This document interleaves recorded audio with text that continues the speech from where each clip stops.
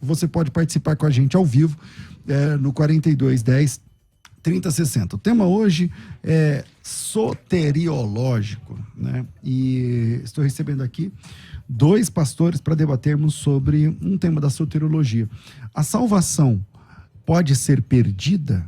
Uma pessoa pode ser salvo legitimamente na segunda-feira e na terça-feira perder essa condição de salvo? É possível perder a salvação?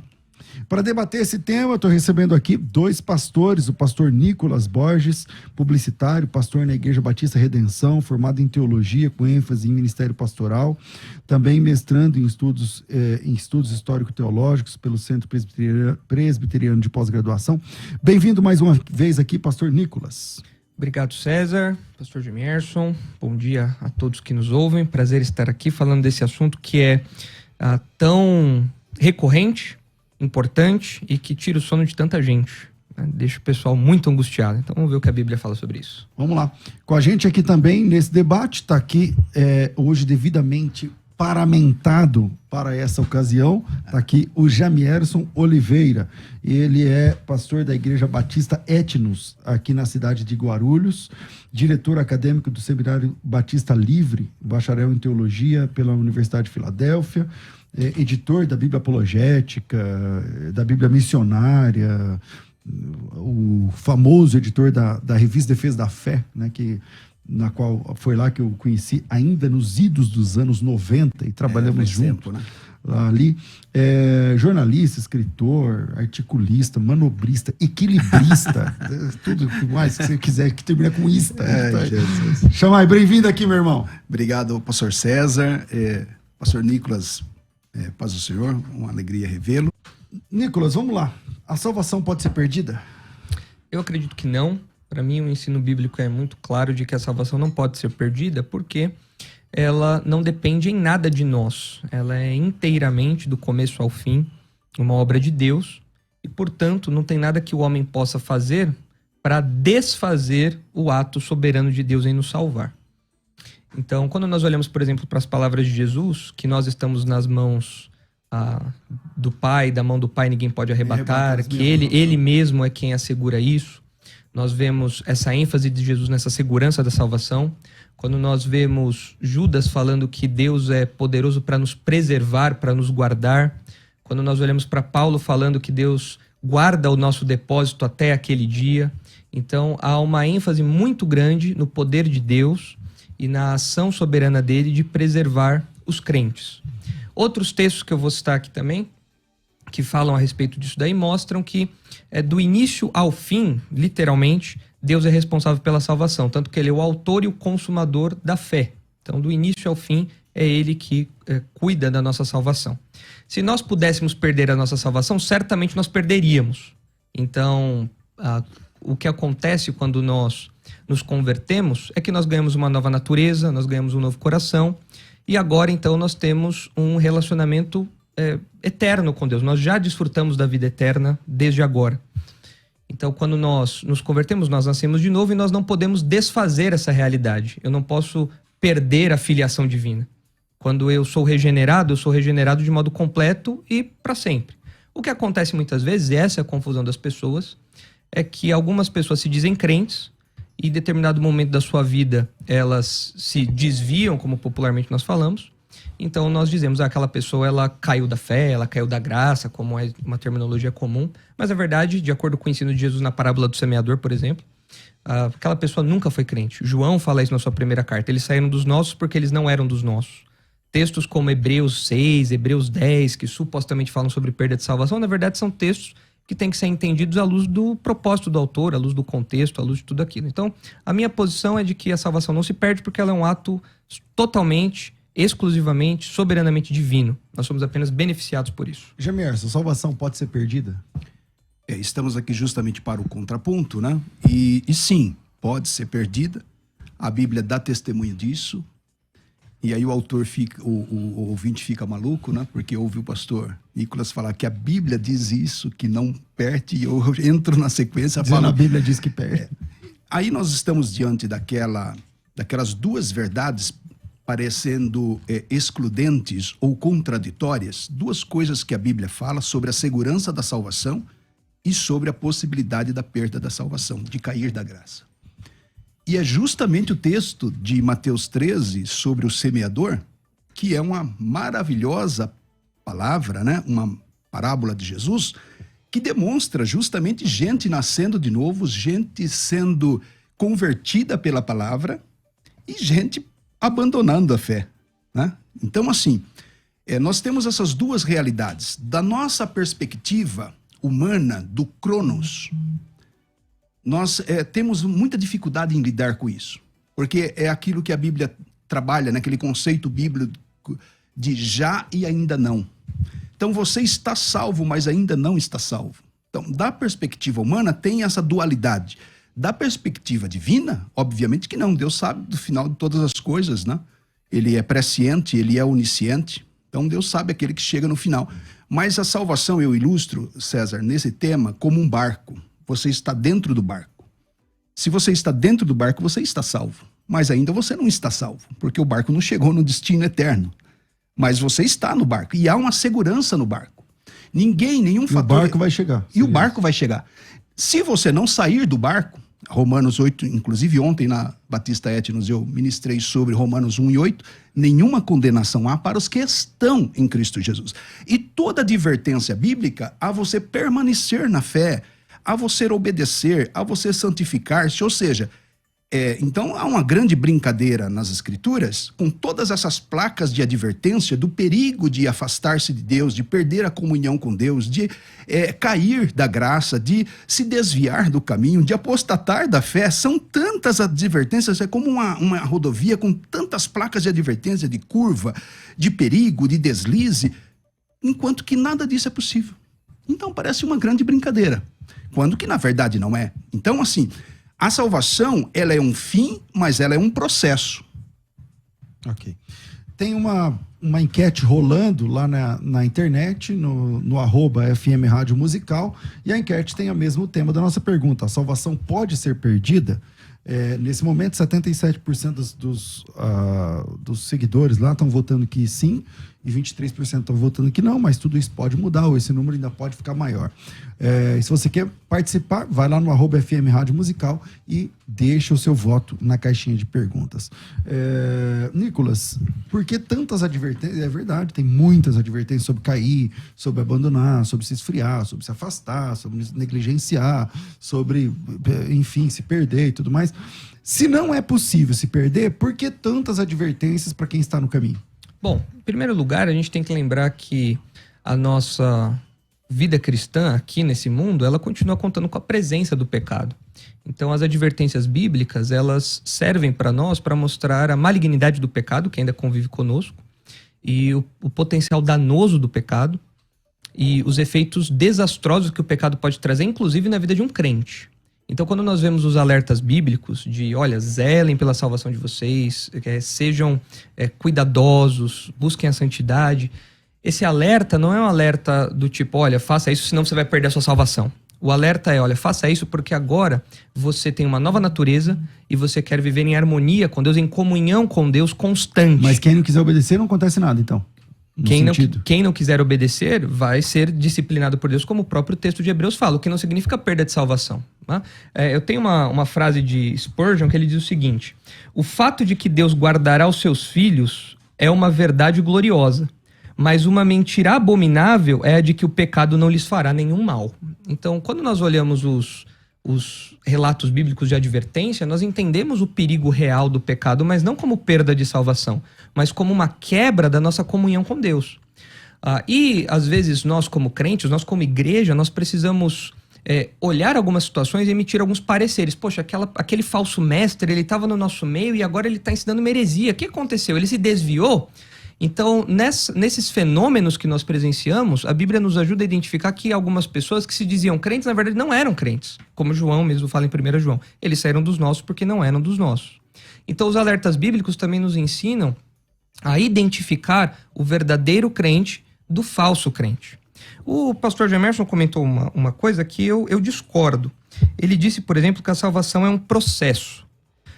Eu acredito que isso... seja muito complicado à luz da fala de Jesus, por exemplo, na cruz, quando ele fala que está consumado. Aquela declaração contundente, simples, mas densa que Jesus faz, mostra uma obra completa. Tudo que o crente precisa para sua salvação foi ofertado ali naquele momento, na morte de Jesus. Quando eu digo que a salvação é um processo, eu como que me coloco ao lado de Jesus, né? O exemplo que o pastor Jamerson deu de estar no barco. Então, Jesus forneceu o barco, mas eu tenho que permanecer dentro do barco, porque se eu usar os meus esforços para pular do barco, então eu vou perder minha salvação. Então, no meio de uma tempestade, alguma coisa assim, continuando com a ilustração do barco, eu preciso me segurar, porque senão o barco não tem estrutura suficiente para me preservar lá dentro. Eu vou cair se eu não me segurar. Isso é muito complicado. Além disso, isso gera uma ideia que também eu julgo ser antibíblica, que é a seguinte: a salvação, ela vem única e exclusivamente de Deus. Isso que é dado ao homem, esse presente, essa graça, né? Paulo fala que nós somos salvos mediante a fé pela graça. Agora, a segurança da salvação, ou a preservação dessa salvação, a manutenção dessa salvação é pelas obras. Esse é o entendimento arminiano. Então você é salvo pela graça, mas a manutenção da sua salvação é pelas obras.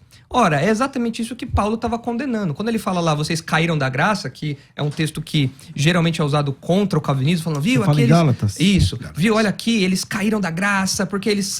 Não, na verdade, Paulo está falando o contrário. Fala, olha, vocês estão tentando fazer com que a vida de vocês aconteça, a vida cristã de vocês aconteça por meio da guarda da lei, por meio da prática de obras. Isso daí é cair da graça, no sentido de que a graça não opera mais em vocês do começo ao fim. Vocês se tornaram reféns agora de prática de boas obras. Isso daí, então, faz com que a salvação seja obtida pela fé, mas ela seja mantida pelas obras. O arminiano, ele lê as escrituras como ela está. Está aqui 2 batistas, né? Um de 4 pontos e um batista de 4 pontos e um batista de 5 pontos, né? Porque há entre os batistas calvinistas e mesmo batistas arminianos que consideram essa perseverança da salvação. Só que assim, o permanecer no barco não é obras, pastor Nicolas. Aí que há um equívoco do calvinismo, porque a mensagem principal ou o princípio mais importante no arminianismo é da graça preventiva ou da graça preveniente. Então, de nós mesmos, nós não podemos, não queremos, não nos mantemos, ou seja, não há nada em mim, mérito humano, em permanecer no barco ou até entrar no barco, porque tudo eu fui auxiliado do começo ao fim. Eu concordo com você que a salvação, ela já é completa, a obra de Cristo é perfeita, né? Ou seja, o projeto da salvação está concluído. Então, mas assim... Mas o que diz, Jamar, é que ele está dizendo, nisso você concorda, ok. Só que há um tipo de manutenção dessa salvação, como ficar nesse barco através de obras, seria? Não através de obras. É através da graça de Deus. Ou seja, no arminianismo, o crente pode resistir à graça de Deus do começo ao fim. Então, assim, ainda que você inicialmente aceitou a fé e entrou no barco, você pode resistir dentro do barco à graça e sair. Não sou eu que estou dizendo isso, é Jesus, capítulo 15, verso 6 do Evangelho de João. Ele diz assim: se alguém não permanecer em mim. Ou seja, vamos lidar com o texto bíblico como ele está sendo claro, né? Por exemplo, aquele que está em pé, pensa estar em pé, veja para que não caia. Ou seja, o não cair, o permanecer não é obra, não é mérito, não se torna meritório, porque eu estou sendo auxiliado pela graça de Deus. Mas dentro do arminianismo, como há o ponto da resistência da graça, eu posso sair do barco. Então, agora sim, aonde que está esse testemunho? Né? Testemunho claro de Hebreus, né? Hebreus capítulo de número 6, que é um texto, eu vou chamar aqui, né, brincadeira, que nasceu com o Marcos Granconato, o pastor do Nicolas, uma criptonita, né, para o calvinismo, que é Hebreus capítulo 6. né? Versículo 4 ao 6. É Então, ele vai impossível... entrar numa conversa sem fim. Mas ele ia fazer uma pergunta. Você queria fazer uma pergunta nesse ponto? Não, mas me permita citar o texto que fala desse abandono do barco. A banda fala. Tá aqui, ó, o texto tá claro. É impossível que aqueles que uma vez foram iluminados, estavam no barco, provaram o dom celestial, estavam no barco, se tornaram participantes do Espírito Santo, estavam no barco, provaram a boa palavra de Deus, estavam no barco, os poderes do mundo vindouro estavam no barco e caíram. Sejam, sim, impossível outra vez renovados para o arrependimento. Gente, se isso aqui não é uma descrição de quem estava no barco e agora saiu do barco, não foi Deus que jogou do barco. A pessoa continua com a liberdade de sair do barco.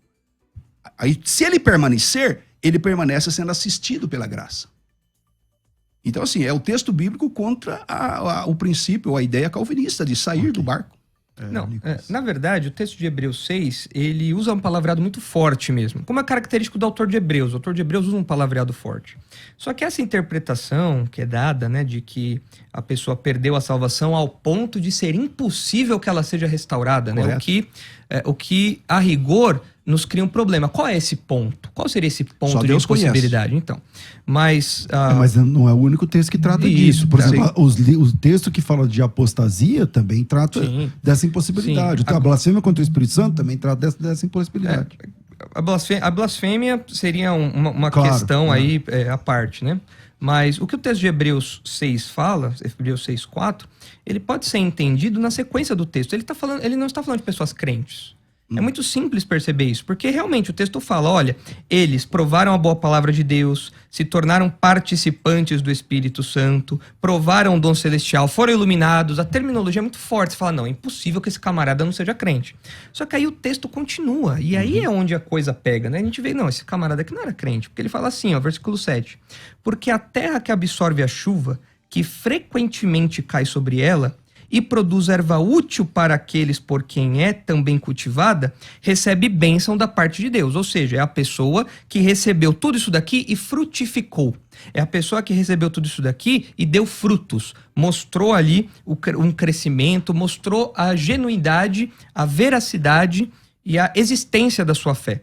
Mas o versículo 8 fala, mas se produz espinhos e abrolhos, é rejeitada e está perto da maldição, e o seu fim é ser queimado. Ou seja, esse camarada aqui, ele recebeu as bênçãos da igreja, as bênçãos que o próprio Deus derrama sobre ele, mas ao invés de produzir o que se espera de um crente, ele produziu o contrário.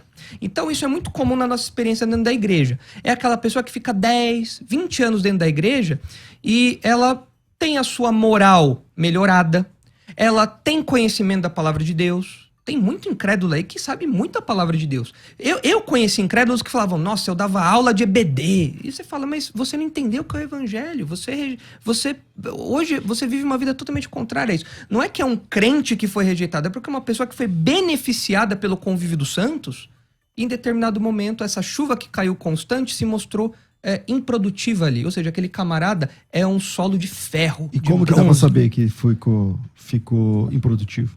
Bom, o texto aqui fala, no caso de Hebreus, fala desse pecado justamente da apostasia, dessa saída, desse abandono. Mas a rigor, se você continuar o texto, é pelos frutos, né? Porque ela produz espinhos e abrolhos. Aí, de novo, aí você vai cair naquilo que você criticou no Jamierson, porque você tá falando das obras. Não. Porque se as obras dele são más, quer dizer que é pelas obras. Não, na verdade, é outro aspecto. É assim, a salvação, eu não preciso das boas obras para manter a minha salvação. Mas a minha salvação produz boas obras, inevitavelmente. Então, essa é a realidade bíblica. Então você defende obras também. Defende obras no barco. Mas, de alguma forma. Claro que eu defendo obras no barco, mas eu não defendo obras no barco para estar no barco. Eu defendo um barco que ele é todo cercado. Mas e o crente embeleza o barco. O que você está falando é uma grande contradição bíblica, pastor Nicolas. Porque você está dizendo o seguinte, que o ímpio, ele é iluminado pela palavra de Deus, ele prova dos dons celestiais, ele conhece os poderes do mundo vindouro, ele é participante do Espírito Santo. Você está dizendo que esse cara, ele não é crente. Então, assim, é o que eu disse, o arminianismo lê as escrituras como ela é. E aqui está dizendo que ele é. Ele é crente, ele está no barco. Aqui, não, é o camarada aqui que... ele não é justamente diz, ele não a diz que é crente. Aqui ele Gente, usa uma terminologia meu irmão, que nós importamos da não, teologia não. de Paulo e colocamos aqui. Ele é participante do Espírito Santo. Não, a pessoa que está em comunhão com os Um crentes. ímpio participante... Não é com os crentes, é com o Espírito Santo. Não, mas ele está na igreja. E diz que Defina, ele provou. calma aí, vamos lá. Defina o que é ser um participante do Espírito Santo, ser parte do Espírito. Na teologia de Hebreus, ser participante do Espírito Santo nesse texto aqui significa desfrutar dos benefícios que os crentes oferecem, que os crentes desfrutam ali, onde o Espírito Santo atua poderosamente. Comunhão com o Espírito Santo, Comunhão por com os exemplo. crentes. Não, aqui está falando com o Não, Espírito aqui Santo. fala participantes do Espírito Santo, mas falam, Não, vamos provaram ler. a boa palavra de Deus, Então vamos lá. provaram Vamos os poderes ler. do mundo Isso. vindouro. E aí? Ou seja, é um palavreado forte. Não, lê um pouquinho antes. É um palavreado forte. Foram iluminados, Isso. provaram o dom Mas isso celestial. não tem nada a ver dom com os celestial? crentes. Calma aí, vamos pro corte. Isso não tem nada a ver com os crentes. Não, isso daqui não... Não, nada aí tem a ver com os crentes. Nada. O texto todo está falando de incrédulos. Meu Deus. Esse alerta está falando de incrédulos. É só a gente... Não, é que você está dizendo assim, que essa experiência de ser participante do Espírito Santo é ter comunhão com a igreja, com os crentes. Mas o texto não diz nada sobre Não tá isso. dizendo Aí é nada uma disso. interpretação só Claro, sua. não né? é uma interpretação só minha, é uma interpretação à luz do que o autor de Hebreus quer dizer. A carta toda ela tem que ser entendida. Então, Eu não vamos posso, lá para a carta eu não posso todas. pegar um recorte e É, falar, por exemplo, isso daqui pastor é isso. Nicolas, Hebreus ainda, capítulo 3 e verso 12, diz assim: tende cuidados, irmãos, que jamais aconteça de qualquer um de vós ser perverso no vosso coração, né, com incredulidade, que vos afaste do Deus vivo. É o cara, ou seja, como você pode se afastar de Deus ou participar do Espírito Santo e daqui a pouco você não participa mais? Então, mas- Não é uma figura do cara que caiu? E aí depois Hebreus ainda, capítulo de número 10, ou seja, todo o contexto do livro, né? O contexto do versículo Claro, é o livro. exatamente. O capítulo 10, verso 26, vai dizer assim: porque se vivermos deliberadamente em pecado, depois de termos recebido o pleno conhecimento da verdade... Gente, como é que você pode dizer de um ímpio que já vive em pecado, é um homem natural, que está na carne, que vive segundo a carne, ele é um morto espiritualmente? Como é que se aplica uma palavra como essa? Porque se vivermos deliberadamente em pecado, depois de termos recebido o Mas pleno aqui- conhecimento da verdade, Vamos lá. já não resta sacrifício pelos pecados. Pelo contrário, uma certa expectação horrível de juízo e fogo. Isso. Ou Em seja, Hebreus 10 é crente, em Hebreus 6 é incrédulo, Hebreus 10 é crente, é simples entender então, isso. mas ele está dizendo sobre a possibilidade Então, de, só que aqui- através do pecado, ele se afastar do Espírito isso, Santo. e pode acontecer. Ué, a Bíblia não Então- fala para então não não é o apagar o crente espírito. que caiu do barco? Mas quem disse que afastar-se de Deus é perder a salvação?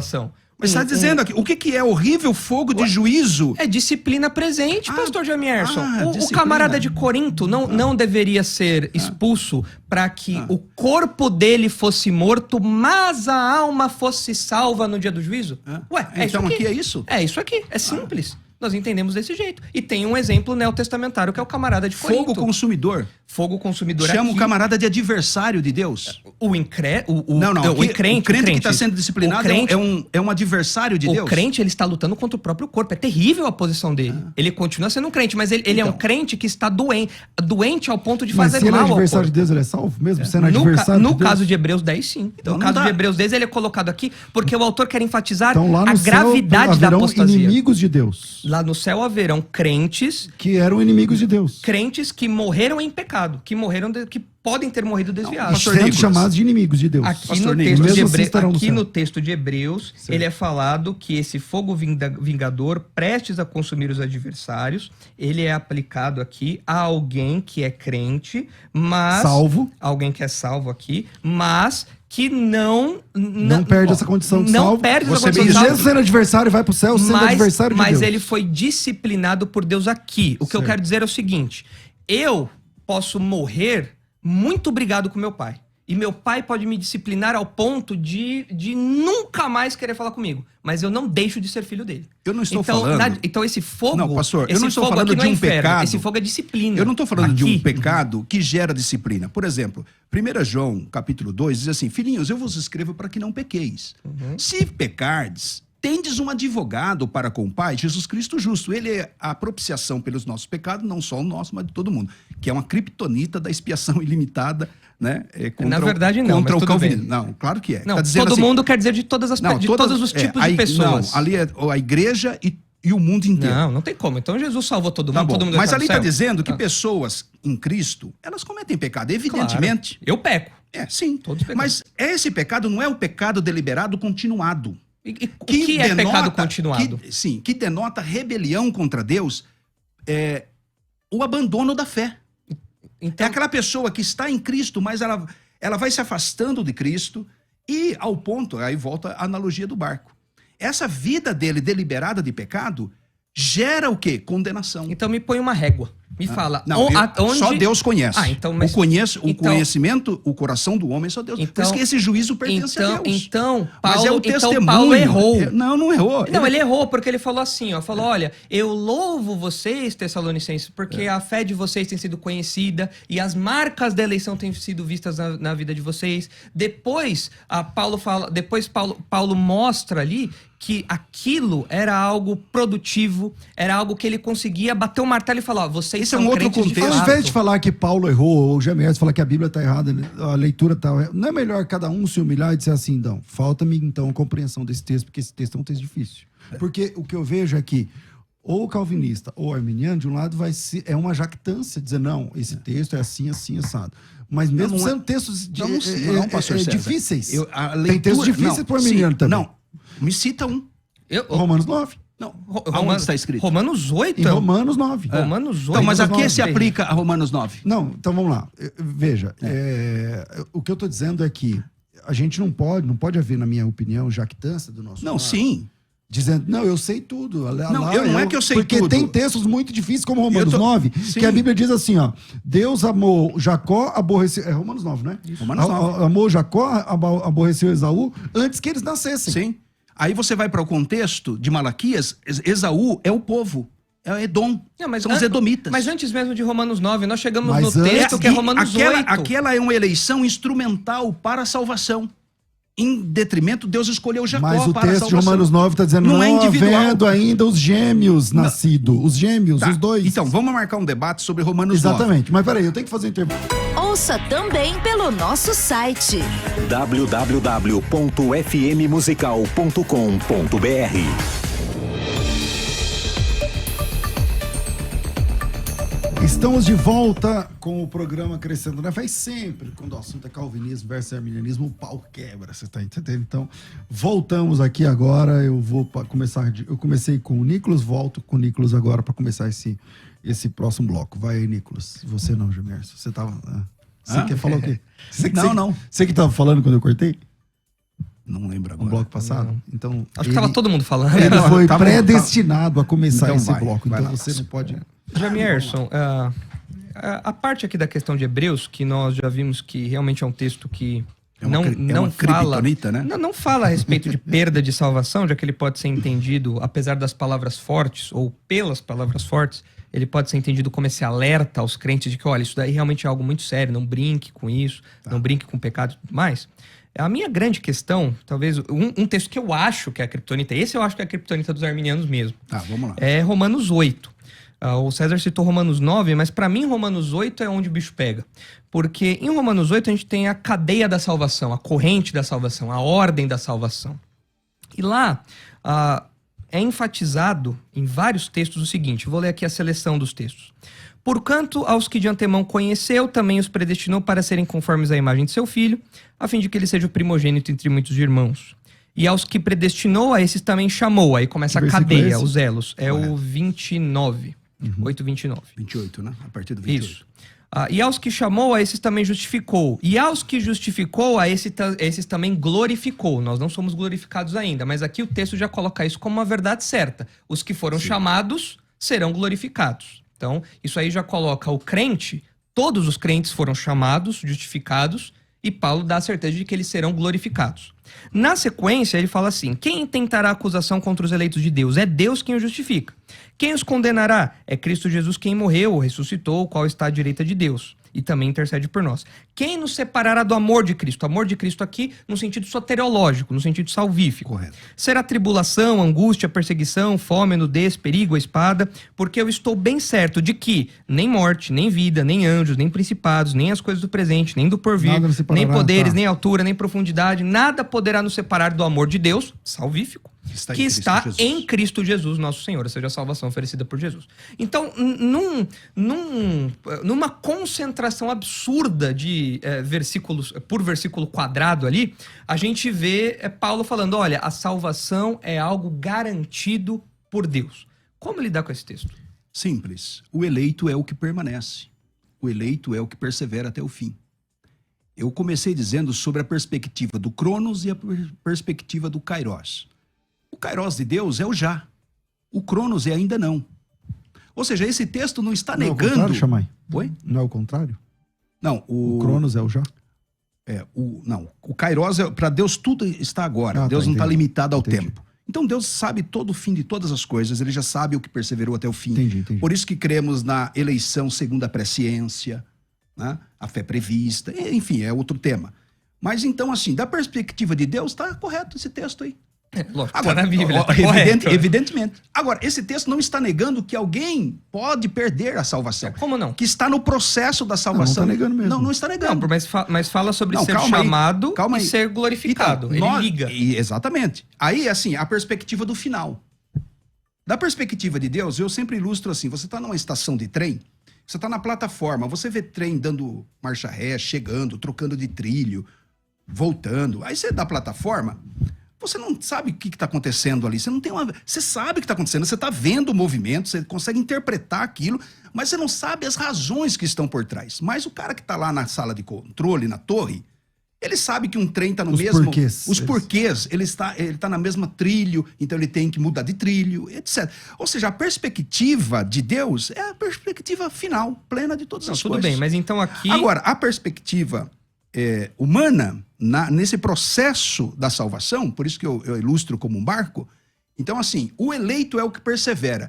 O arminianismo eu acho muito legal. Armínio foi um gênio da teologia, porque nas suas declarações de sentimento, que é os últimos escritos de Armínio, ele já está posicionado sobre essa possibilidade da perda da salvação, que depois foi corroborada pelos remonstrantes na segunda declaração de 1618. Condenado em Dort, como heresia. Isso, condenado em Dort, mas Dort foi um julgamento político, né? Não é um julgamento teológico. Naquela época, eles foram enclausulados em quartos, não tiveram direito nem de ler a sua sentença, não tiveram direito nem de se defender publicamente. Mas os cânones de Dort são bíblicos. Os cânones de Dort citam textos bíblicos, não políticos. Ok. Mas a declaração de fé remonstrante também é bíblica, com muito texto bíblico. A de 1625...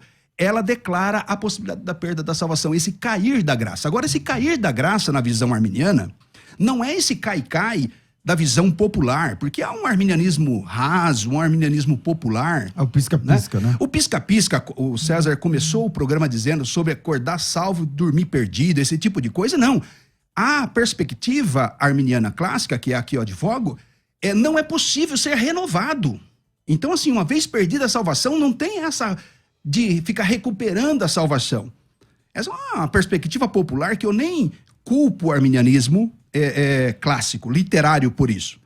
Então, assim, esse texto, ele revigora a segurança da salvação. Enquanto que outros... Por isso que eu disse que há duas verdades. Tem um termo técnico quando há duas verdades que parecem excludentes. Paradoxo.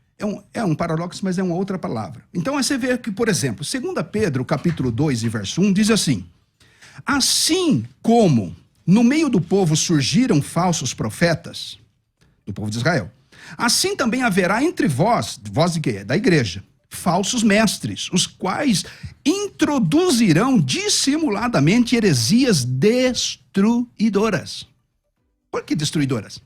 Porque ela tem a capacidade de gerar apostasia. Ou porque ela tem a capacidade de destruir a vida das pessoas. Não.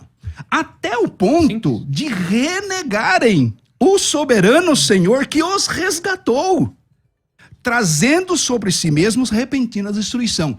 Pastor Nicolas, se isso não é gente que apostatou da fé, conforme 1 Timóteo, capítulo 4, verso 1, o Espírito expressamente diz que nos últimos dias alguns apostatarão da fé, dando ouvidos à doutrina de demônios e espíritos enganadores, trazendo sobre si condenação. Eu não sei o que eu faço com o texto bíblico. Por isso que não é soberba, pastor César, da parte arminiana, porque eu disse no começo, nós queremos ler o texto bíblico e deixá-lo falar por si só. O texto está falando por si só. Mas é por isso que eu não nós fazemos tô aqui exegese. fazendo uma interpretação Tá, segundo vamos lá. o meu óculos. Ok, Jamai. Entendeu? Tirar o meu óculos, eu leio o texto bíblico do óculos das Institutas de Calvino, aí eu começo a fazer cambalhotas em cima do texto que está dizendo claramente que essas pessoas renegaram o soberano que os resgatou. Como lidar com esse texto de primeira, segunda de Pedro? Jamer, sob a ótica de Calvino aí, né? Eu nem citei Calvino, você citou Armínio. Então a acusação ela poderia ser feita Não, mas dos é que dois você lados. está defendendo uma perspectiva calvinista. Não, eu estou defendendo a perspectiva que eu julgo bíblica, assim como você também acredita que a sua perspectiva é bíblica. Aqui, ok. eu não morro por Calvino e você não morre por Armínio. Então, o texto de Pedro que fala a respeito disso daí é muito simples. Quando fala renegaram o Senhor que o salvou, a gente entende que o vocábulo salvação nem sempre diz respeito à salvação eterna.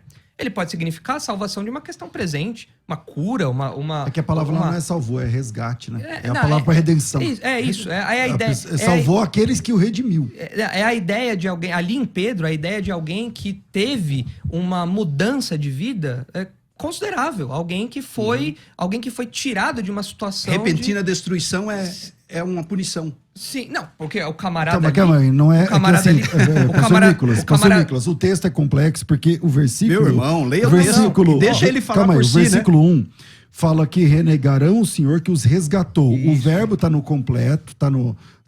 resgatou. A palavra resgatou é a palavra grega agorazo, é a mesma palavra que fala sobre redenção, Sobre soteriologia. sobre compra, aquele que os comprou. Como lidar com isso? Uhum. Bom, se nós olharmos aí a sequência do texto, os versículos 3 a 9, olha só o que diz aí.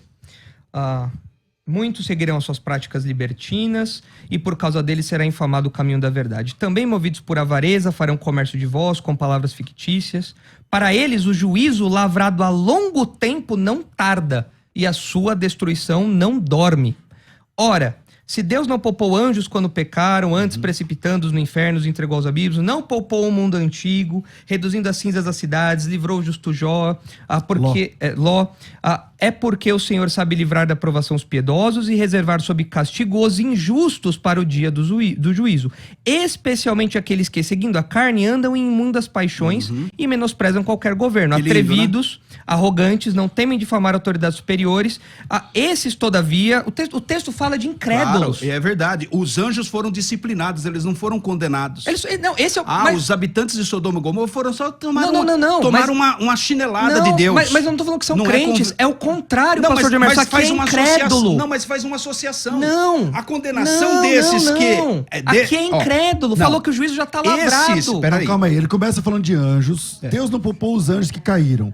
Ele faz um paralelo. Anjo foi feito puro ou caído? Não, mas aqui a questão que Pedro está falando não é do processo angelical. Pedro está falando do juízo. O contexto não, foi pastor você. César. O texto começa dizendo assim, ó, mas ele tá falando do Deus juízo. não poupou os anjos. Os anjos foram feitos caídos ou foram feitos puros? Os anjos foram criados puros e caíram. Sim, assim como o ser humano foi criado sem pecado e caiu também. O ponto não é esse. O ponto é que o texto está falando do juízo. Os anjos foram julgados. Os ímpios serão julgados. É esse o paralelo que Pedro faz. Só isso. Mas é um paralelo de condenação. Isso, porque são incrédulos. Não são incrédulos. Eles foram resgatados pelo Senhor. Não. As heresias os levaram à apostasia. Não. E aí olha o versículo 20, pastor Jamierson. Portanto, se depois de terem escapado das contaminações do mundo, mediante o conhecimento do Senhor e Salvador Jesus Cristo, se deixam enredar Quem de é esse novo cara? Não é um e são crente? vencidos, tornou-se o seu último estado pior do que o primeiro. Pois melhor lhes fora nunca tivessem conhecido, o caminho da justiça do que, após conhecê-lo, volverem para trás, apartando-se do santo mandamento que lhes fora dado. O que o texto está falando aqui, quando fala de escapar das contaminações do mundo, que diz respeito a esse termo aqui, que foram resgatados, eles foram tirados por um tempo de um viver sujo. Mas o texto no versículo 21 diz, voltarem atrás. Como é que você volta num lugar que você nunca foi? Não, o cara se envolveu na igreja, o cara era um professor de EBD, mas então o cara você quer que a igreja salva? Hã? Você quer não creio que a igreja salva. O que eu creio é que existe dentro da igreja o joio e o trigo. Existem crentes e não crentes dentro de toda a igreja. Mas E é aí que o existem joio e o pessoas que trigo- se desviam. Então, mas é que o joio e o trigo não se aplica à igreja. O que eu quero Jesus dizer... Cristo explicou essa parábola. Sim. Ele disse que o campo é o mundo, César, não é a igreja. César, o que eu quero dizer é que existem pessoas dentro da igreja que, durante um tempo, elas estão lá firmes no serviço a Deus, elas estão lá comprometidas. Fala, essa pessoa é crente. E do nada, essa pessoa vira do avesso. E ela começa a ensinar mentira. Ela começa a ensinar salvação pelo dízimo. Ela começa a ensinar Então um monte você de não crê que besteira. exista apostasia? Não, a apostasia, nos termos arminianos, não. Isso, a Bíblia não esquece o termo ensina isso. arminiano. Você crê em apostasia? Eu creio em apostasia no sentido de alguém que O estava que é no um lugar e saiu. apóstata? Apóstata é alguém que estava num lugar e saiu. O que significa a palavra apostasia? Apostasia significa Que lugar é saída. esse? Que Como lugar é você esse sai que de ele uma estava? coisa que você não entrou? Não, mas eu estava lá em contato com as pessoas. A questão é que o arminianismo pensa que a apostasia é eu estar Então a na apostasia salvação para você é e sair. sair da igreja? É sair do contexto cristão. É isso, é simplesmente isso. João fala, eles saíram dos nossos, mas não eram dos nossos. Pastor Gemerson. Olha, eu vou deixar os textos falarem por si, tá? E eu me Mas permite... a nossa função como mestre, Jamierson, é explicar Tá o que o certo. texto diz, porque o texto bíblico Isso. tem um abismo. Você sabe Ó, que há um abismo a entre parábola nós e do o texto. semeador, a parábola do semeador, deixa eu fazer uma enquete aqui, eu vou desenhar. Tá aqui, ó, para o... Não sei se a câmera pega aí. A sua câmera é aquela ali, chama. Aquela ali? Ah, ok.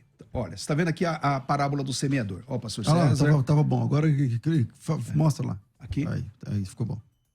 Ó, depois eu posso passar esse desenho para você. O que acontece na parábola do semeador? Os 3 tipos de pessoas. O primeiro grupo de pessoas são ímpios, rejeitaram a graça de Deus, resistiram à graça de Deus inicial. Nunca nasceram de novo. Vem A o semente, maligno e tal, o né? maligno, semente, se Também não evangeliza, entrou. tal, a pessoa... Também não entrou. Isso. Os 2 grupos, né, do meio, são o segundo tipo de pessoas, ó, aqui. Esse por exemplo, o apóstata e aquele que ama o cai mundo. entre a rocha e os espinhos. Isso, que cai entre a rocha e os espinhos é aqueles que são salvos, são alcançados pela ação, são regenerados, entram no barco, depois eles pulam do barco. Por quê? Por causa da apostasia, Hebreus 6, 1 Timóteo capítulo 4, verso 1, entre outros textos. E, por exemplo, Hebreus capítulo 10, verso 26, lá João capítulo 2, No verso último. 15, que fala sobre amar o mundo. Então, pessoas que se tornam mundanas depois. E o último é o eleito. Tá aqui, ó. O eleito é o crente que persevera. Então existe diferença Então, entre por o isso- salvo e o eleito? Sim, Meu no arminiano- Deus. exatamente. Isso é impossível.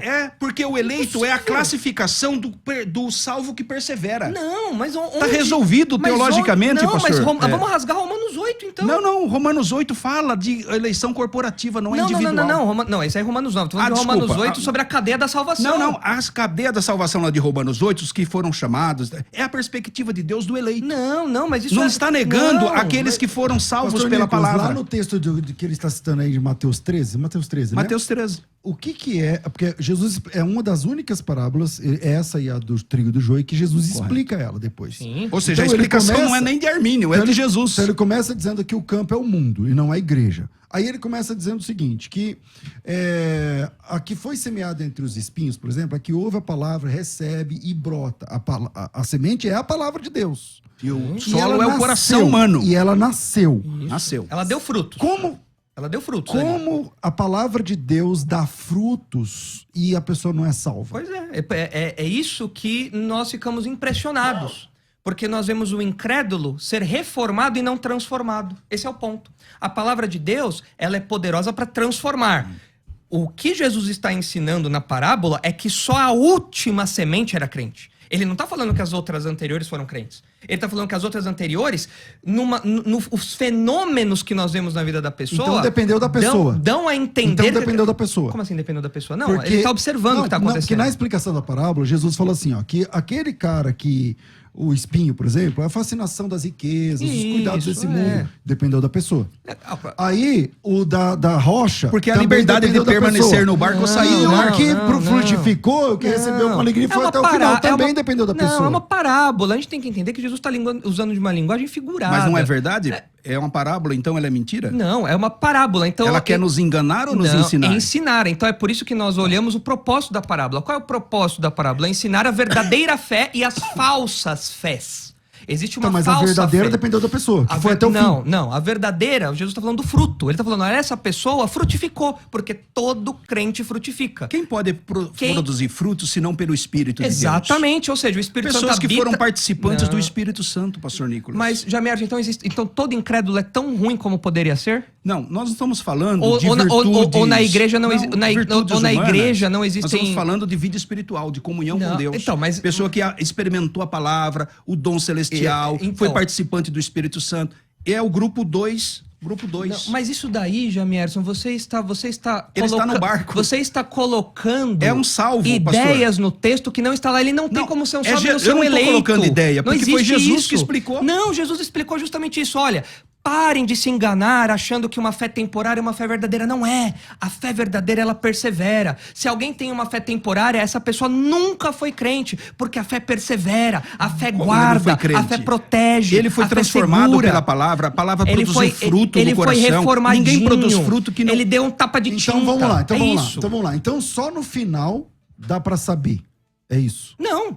Não, da Mas minha... se você tá dizendo que é só quando chega até no final, porque se, por exemplo, como você sabe, como nós vamos saber se você não tá enganando todo Bom, mundo? porque Paulo fala, olha, pelos frutos dos Tessalonicenses, ele via Mas a grandes eleição nomes deles. não caíram e não deram frutos? Exatamente. Esse é o alerta. Então, mas não Cuidado. deram frutos? Deram frutos também. Então vamos lá. Então só no final dá pra saber? Não, a questão não é que só no final todo mundo vai saber, é um grande pano preto que Então, eu só como vou eu saber sei lá se na você frente. é salvo ou não? Pelos frutos. Pela Mas- convicção. Mas o perdido também não deu fruto? Ele deu um fruto temporário, esse é o ponto. me permita ler. É algo que não perdura, é algo que tem uma duração permita curta. ler. Como o próprio Ó, Jesus falou. Pastor Chega uma Nicolas. hora que isso murcha, que isso cai. Pastor é aquele Nicolas. camarada que chega na igreja todo lá, nossa, Não, que Pastor legal. Nicolas. E aí depois Esse ele cara fala, não é crente. mas isso... Isso, exatamente. cara não é crente. Não, mas nós estamos falando de gente que é crente. Não, mas Nós Jesus estamos não falando- está falando de crente, Não, esse é o mas- ponto. Não, mas a Acertamos, palavra é isso. produziu fruto. Não dá Foi pra entender. Um tapa de tinta. Ó, Ele vamos lá. levou um tapa 1 de tinta. Pedro, A capítulo... palavra dá estapa de tinta? Dá, às vezes a palavra dá esse tapa de tinta. entendi. É só você ver no nosso congresso um monte de pessoas ali que se dizem evangélicas e não cometem tantos absurdos como outros que são 1 abertamente Pedro, incrédulos e cometem. 1 Pedro, capítulo 1, verso 5, diz assim, que pelo poder de Deus sois guardados mediante a fé. Então a fé... Guardados. Guardados. Isso. Mediante a fé. Não as obras. Sim. Isso eu afirmei desde o começo. Guardados o pela arminianismo fé. afirma a graça de Deus como o princípio de tudo, não são as obras. Para salvação que está preparada para se revelar no último dia. Então aqui nós estamos falando daquele processo que eu disse. Tem que entender o Kairos e o Cronos. Já e ainda não. Mas Bom, isso é ok? isso diz respeito Eu à vou fazer. escatologia, Ó, não é só o seguinte, ó, a gente teologia continua agora. pela internet, porque eu tenho que fazer uma virada aqui de 30 segundos. Então, vira aí e a gente continua aqui. Vem pra internet. Ou no César Cavalcante, ou no. Como é o da musical? É. Musical FM 105.7 no YouTube. Musical FM 105.7 ou César Cavalcante. Vem pro YouTube, a gente continua mais uns 10 minutinhos pra gente terminar, porque o pau tá quebrando. Vai. Em definitivo, como diz o Galvão Bueno, só pelo YouTube. E aí, vamos lá. Agora sim, eu posso dar um pouquinho mais de tempo para cada um. Fala aí, Nicolas. Bom, a proposta do pastor Jamierson, desculpe, eu nunca tinha ouvido eu acho que isso. o Nicolas é eleito, porque sempre depois do break ele volta falando. Ele é eleito para começar os Para debates. começar os debates. Mas pode ser que eu termine não falando no final. exatamente, Aí eu perdi a salvação. Então, o que eu acho... Eu nunca tinha ouvido isso, pastor Jamierson. Admito, quê? nunca. Que um salvo não é um eleito. Mas todo eleito é salvo. Né? Nessa lógica Correto, seria é isso. isso mesmo. Eu nunca tinha ouvido isso. Mas há pouca coisa conhecida do arminianismo E eu mesmo. admito que isso, para mim, é muito estranho. Porque a eleição diz respeito à escolha de Deus. Sim. Mesmo no arminianismo, isso é estranho. Porque a eleição pela presciência, segundo o arminianismo, é a eleição, é a escolha baseada na resposta positiva. Então a pessoa, ela respondeu positivamente, mas Deus não escolheu. Então a gente cria aqui, usando aí uma terminologia mais contemporânea, a gente cria um multiverso da salvação aqui. É uma coisa que tem crente que é eleito, crente que não é eleito. A gente cria uma dificuldade. Mas é claro que Deus está fora do tempo para você, né, Não, Nicolas? tudo bem, mas essa distinção de Cronos e Kairos, a Bíblia nunca faz isso, em termos soteriológicos. Quando a Bíblia fala de salvação, ela fala assim sobre a salvação em seus vários tempos. Sobre ter sido salvo da condenação do pecado, sobre ser salvo do domínio do pecado, sobre no futuro ser salvo da presença do pecado. Tudo isso é verdade. Mas essa distinção, entre Deus está vendo tudo, mas o homem não. Isso daí a Bíblia, no campo soteriológico, ela apresenta uma certeza quanto ao futuro, não uma incerteza quanto ao futuro. O fato de Deus saber tudo nos dá segurança. Tanto que Judas fala que ele nos preserva, ele nos guarda pelo seu poder. E essa parábola que Jesus conta, como eu disse, o que Jesus quer mostrar é justamente que uma fé falsa pode frutificar por um tempo. A fé falsa, ela pode dar frutos por um tempo. É o tapa de tinta, como eu costumo dizer. São incrédulos que são reformados por um tempo, que vai ser contra o aborto, que vai ser contra o fim da família, contra alguns valores gerais, mas essa pessoa não nasceu de novo. Mas Deus coopera com isso? Deus coopera com isso. Deus usa às vezes, essas pessoas para impedir que o mundo não seja tão mal quanto poderia ser. Ok, chama aí. Bem, são perspectivas bem distintas, né, evidentemente. Agora, veja que nós temos conhecido, o Brasil tem conhecido o arminianismo nos últimos 10 anos, tem sido muito criticado, até diminuiu bastante, né, esse fogo amigo, né, dos calvinistas contra os arminianos, por causa do conhecimento que se tornou público do que defende o arminianismo. Então, assim, é claro que toda teologia, pastor Nicolas, eu admito aqui, não há uma perfeição, né? Nós não temos uma teologia perfeita. Não existe até porque um sistema perfeito. Perfeito, não há. Então, há fragilidades no sistema aqui e acolá, elos mais fracos aqui e acolá, mas eu entendo que essa... Só lembrando que nós estamos falando aqui, e isso tudo, toda essa discussão se atém à soteriologia, que é um campo da teologia. Correto. A teologia arminiana e a teologia calvinista são idênticas na teontologia, na pneumatologia, na cristologia, na bibliologia, mas quando estamos falando aqui apenas da soteriologia. E vou dizer, pastor César, porque nós somos irmãos e estamos em Cristo, apesar dessas divergências até muito fortes, porque nós partimos, inclusive, do ponto comum da depravação total. Então, assim, eu estive num debate no Vejam Só, e eu não vou citar o nome do colega que estava do outro lado, quando ele me viu expor o arminianismo nos termos da depravação total, ele não desconhecia, ficou evidente que ele desconhecia, ele ficou assim, perplexo. E ele falou, irmão, como você está próximo da teologia reformada? Ele ficou surpreso de me ver falar da inabilidade do homem, que o livre-arbítrio do homem não capacita para querer fazer... Mas isso é um arminianismo clássico também. Isso, então, nós partimos desse pressuposto. Então, assim, é falsa, é um mito, é um espantalho divulgado por calvinistas que a principal teologia arminiana é do livre-arbítrio. Você vê gente com PhD, meu Deus do céu, recente, dá vontade de citar o nome, tá no YouTube. O cara fala do arminianismo em termos pelagiano. É falso, é desonesto intelectualmente. Assim como chamar calvinista de determinista no sentido de marionetes de Deus, também é um espantalho. Então, pastor, concordo. Não estou falando que arminianos são perfeitos, mas há muita desonestidade intelectual nos calvinistas hoje, por conhecer a literatura, continuarem vídeos atuais. O cara continua falando bobagem. Mas eu acredito, Jamerson... Então parece que não respeita a literatura. Ele vai pelo que o camarada... popular. Ele vai no espantalho. No espantalho. E ele gosta de levantar isso porque ele gosta de denegrir a... Mas, Jamerson, o popular que nós temos hoje do arminianismo, nas igrejas pentecostais, igrejas batistas e tudo mais, é muito próximo do semi-pelagianismo do que desse arminianismo clássico. Se Armínio voltasse hoje e visse o que é pregado em nome dele, ele ficaria assustado. Exatamente porque o que é pregado é o pisca-pisca da salvação. Você perde, ganha. É uma ênfase exagerada no livre-arbítrio, tanto que você tem essas... Mas eu acho que esse fenômeno tem dos dois lados. Tem do lado calvinista, tem calvinista que nunca leu o Calvino de verdade. Sim. E não sabe que as obras do Calvino, nem a totalidade dela, a doutrina da soteriologia talvez é 15%. É pequeno. Você fala sobre muitas outras coisas. Das institutas. Sim, você tá entendendo? Então, é uma ignorância dos dois lados. Exato. Nós estamos aqui num campo, o debate de hoje me deixa muito confortável, porque eu posso fechar a questão com você, porque arminianos de 4 pontos, normalmente batistas, especialmente aqui no Brasil, a grande maioria dos batistas são batistas de 4 pontos, eles fecham com essa última questão da segurança da salvação. Só que a perspectiva arminiana batista desse 5º ponto, que é a segurança da salvação, é nessa visão do eleito, o salvo eleito. Então, isso é pouco conhecido. Mas é que assim, Jamai, eu entendi. Você quer fechar, é muito parecido, não sei o quê, mas não é bem assim. Por exemplo, o jeito que o calvinista interpreta a queda, então vamos lá, o primeiro, a depravação total, não é exatamente do jeito que o arminiano interpreta. É exatamente. Não é exatamente. Por quê? Depende, se ele for, você é supralapsariano? Sim. Então, se ele é supralapsariano, o cara não pode nem mesmo responder. Não, mas assim, a depravação Aí o total... cara não pode nem responder a voz de Deus porque ele tá morto. Para que ele responda, aí ele tem que mexer na ordem dos salutes. Então, não, mas que a Entendeu? depravação total... Porque é diferente. Tanto na visão... Eu esqueci o nome agora do teólogo que diz assim, nem Calvino falou em termos tão reformados sobre a depravação total, sobre a queda, como Armínio.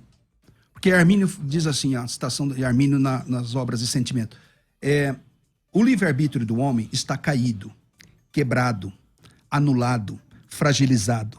E de si só, de si mesmo, ele não pode querer, desejar, fazer, buscar o bem para a sua salvação, exceto a não ser que seja assistido pela graça divina.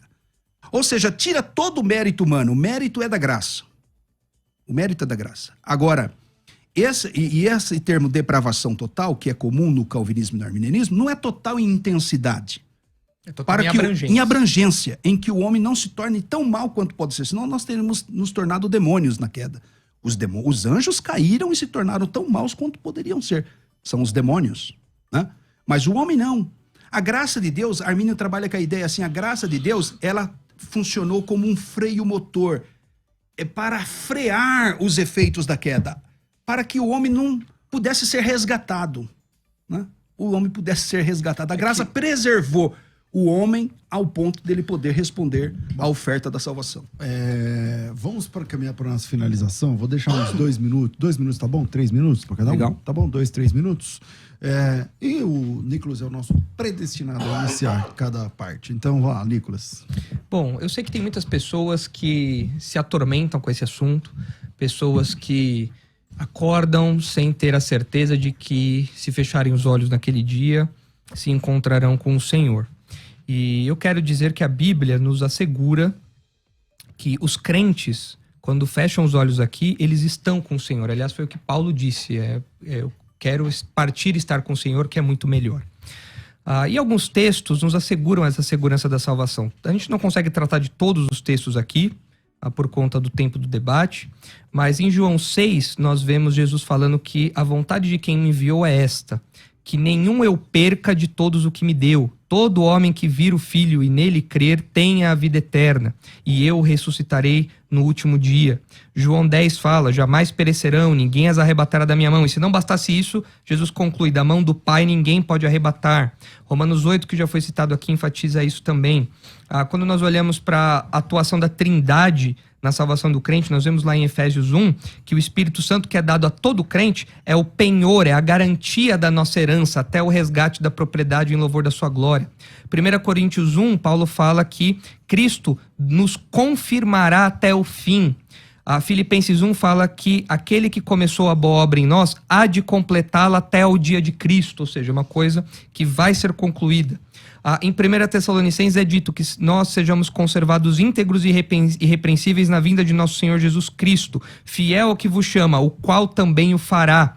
Em 1 Pedro nós vemos que nós somos guardados pelo poder de Deus, 1 Pedro 1, de 3 a 5. 1 Pedro 5,10, Pedro fala que ele mesmo nos há de aperfeiçoar, firmar, fortificar e fundamentar. E Judas, por fim, versículos 24 e 25, fala, aquele que é poderoso de vos guardar de tropeços e para vos apresentar com exultação, imaculados diante da sua glória.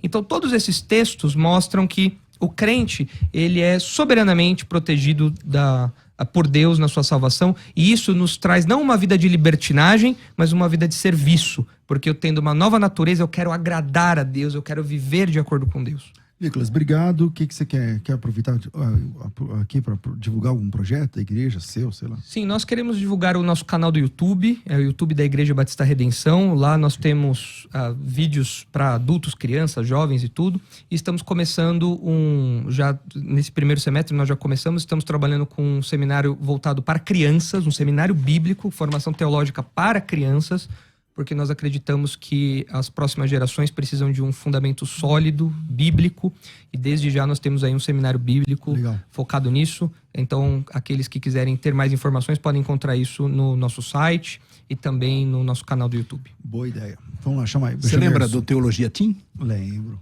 Era top, né? Foi top. Podia, foi top. relança Legal. aí, pastor César. Gemerson, obrigado mais uma vez pela sua presença, suas considerações finais. Muito bem. Romanos capítulo 11, verso 22, o apóstolo Paulo diz assim: considerai, pois, a bondade e a severidade de Deus para com os que caíram. Severidade, vou ler novamente. Bondade e severidade, né? Para os que considerai, caíram, severidade. Isso, considerai, pois, a bondade e a severidade de Deus para com os que caíram. Não, Varão, você está lendo sem pontuação, vigia. Vamos lá. Considerai, pois, a bondade e a severidade de Deus. Isso, agora. Para os que caíram, severidade. Mas para contigo, a bondade de Deus, se nela permaneceres. Doutra sorte, também tu serás cortado.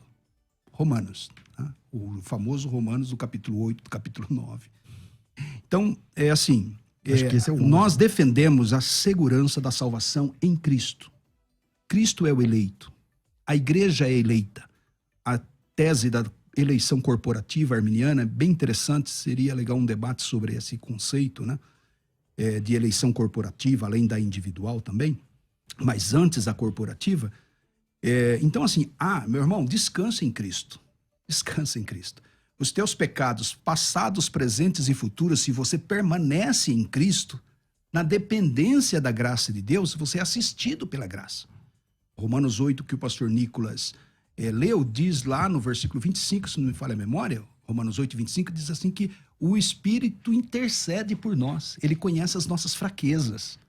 Então, assim, descansa em Jesus. Descansa em Jesus. Mesmo fraquinho, né?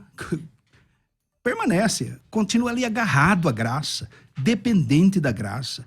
Filhinhos, eu vos escrevo para que não pequeis. Mas se pecar, e você vai pecar, e você vai repetir o pecado, e você vai pecar de novo amanhã, mas você tem com o Pai Jesus Cristo, que é um advogado. Ele é a oferta, a propiciação pelos nossos pecados, e não só os nossos, mas de todo mundo. Então, assim, que Deus te abençoe, permaneça em Cristo, se fortaleça na fé, cresça na fé também. Não fique lá um crente vagabundo, né? Querendo ficar só pelas beiradas também. Mergulhe, se entregue na obra de Deus. Acho que o pastor Nicolas acerta nessa palavra pastoral também, de te motivar a permanecer em Cristo. A enquete do programa de amanhã, que eu não sei, não lembro agora qual é o programa de amanhã, vai ser também um programa que vai ser bênção. Obrigado à nossa produção, Deus abençoe. Obrigado, Nicolas, pastor Jamierson. Obrigado, Nicolas. Tá? Rafael do Carmo de Almeida Sampaio. E amanhã temos mais um debate e logo mais às 14h o nosso bom e velho programa Crescendo na Fé. Voltemos, estamos de volta. Um grande abraço.